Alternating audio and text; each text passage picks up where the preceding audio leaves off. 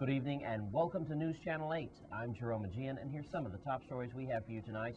Police make an arrest and uncover a gun-selling deal that went wrong. Get ready to taste St. Croix. And Bogo's Entertainment Report. These stories and more are up next on News Channel 8.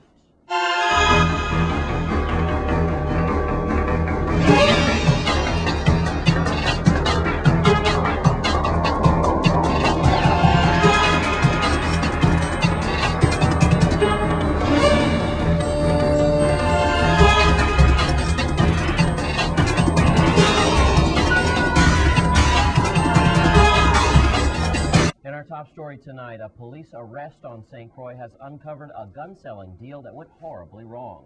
News Channel 8's Wes Small files this report. Thanks a lot, Jerome. This story is interesting. Perhaps we're finally putting a finger on where the weapons are coming from. As you see, we're across the street from Consumer Gas Station in Grove, and that plays an integral part in the story. Police have now arrested 20-year-old Tashawn Samuel, better known as Dowdy. You see his picture here. He's been charged with robbery in the first degree. Altercation happened at 3 o'clock, April 6th, in Estate Monbijou in this direction, which is near Estate Grove. You might remember 19-year-old Musa Raji Sharmouj. Remember him? The Middle Eastern man, 19 years old. He is still missing. How does Mr. Sharmouj play in this? Remember, Sharmouj was last seen at Consumer Gas Station right down the road here from Monbijou. Let's go to Melody Rames, BIPD spokesperson, to see how this all ties in. Criminal Investigation Bureau detectives on St. Croix have arrested 20-year-old Tashawn Samuel, also known as Dowdy, and charged him with robbery first degree in connection with an incident that occurred at approximately 3 p.m. on Wednesday, April 6th in Estate Monbijou. Police said the robbery, which was not immediately reported, involved two victims, one of which was 19-year-old Musa Raji Sharmouj, who has been missing since later that same day.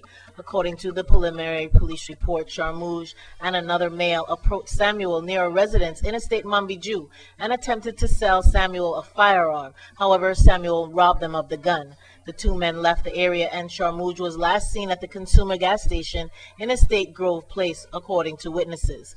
Samuel was arrested at about 9:45 p.m. on Wednesday, April 13th, and placed on a $100,000 bail. This case, as well as the case of the missing man, is still open and continues to be actively investigated by detectives. Police are urging anyone who knows anything about this case to call detectives at 712-6067, 712-6037, or you can call Crime Stoppers USVI at 1-800-222-TIPS. It's Monbijou then, to where Sharmouj and another man were robbed, apparently allegedly selling illegal guns, right? And it was here, Consumer Gas Station, that Sharmouj was last seen. Sharmouj's Jeep Liberty was burned out, and according to the St. Croix Avis sources, that Jeep was found where? In Monbijou. All right? Right now, the family for Mr. Sharmouj has put up $5,000 reward. That for him being returned safe, or if you know about his whereabouts. I want to urge you to call 1-800-222-TIPS, 1-800-222-8477 if you know anything about that missing man. This story, obviously, just beginning. Who knows what the outcome will be? Before I wrap this up, we're still looking for Susan Spencer. You see her picture here. Still looking for her. Last seen a few days ago as she apparently got off the ferry or never made it off the ferry. We don't know, but we are still looking for Susan Spencer as well. Be safe. Be well. Use your eyes and ears and say something with your mouth. If they come for me tonight, they'll for sure come for you tomorrow. In Estate Grove, I'm Wes Small for News Channel 8. Thanks, Wes. And in other news, Governor John DeYoung talked to our town, Frederickstead, recently. On the agenda, the future of Frederickstead and the possible layoffs in the future. For the last 2 years for all of us have been extremely difficult years.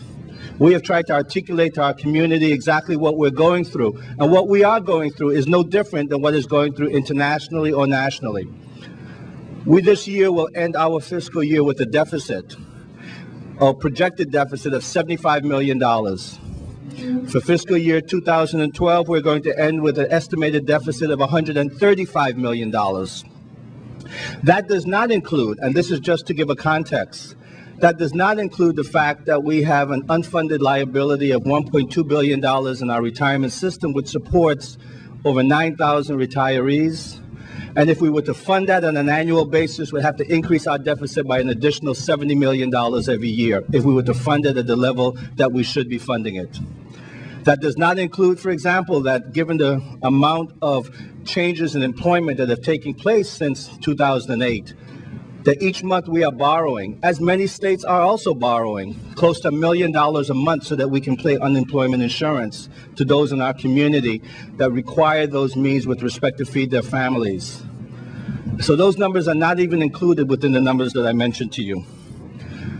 In the plan that we put forth to the legislature most recently, they decided to make changes with respect to that, and that's exactly what they should do.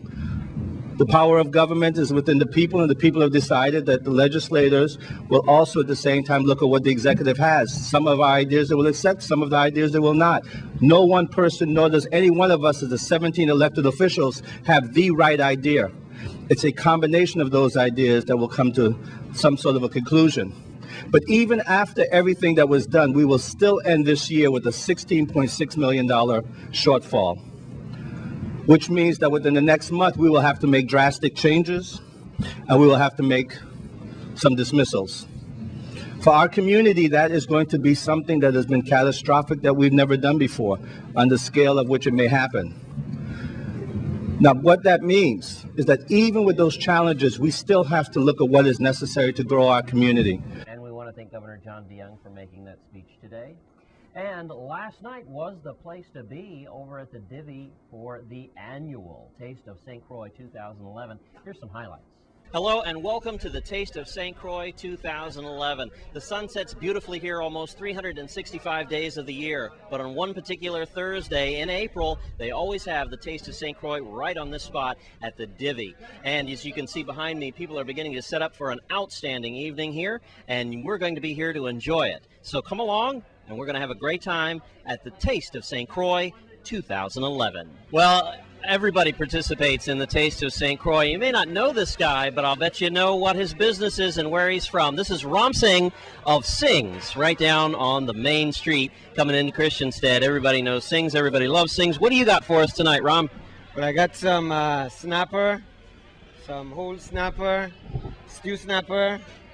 We got some fungi, balls of fungi, and also curry snapper for tonight. And I got some fry bake.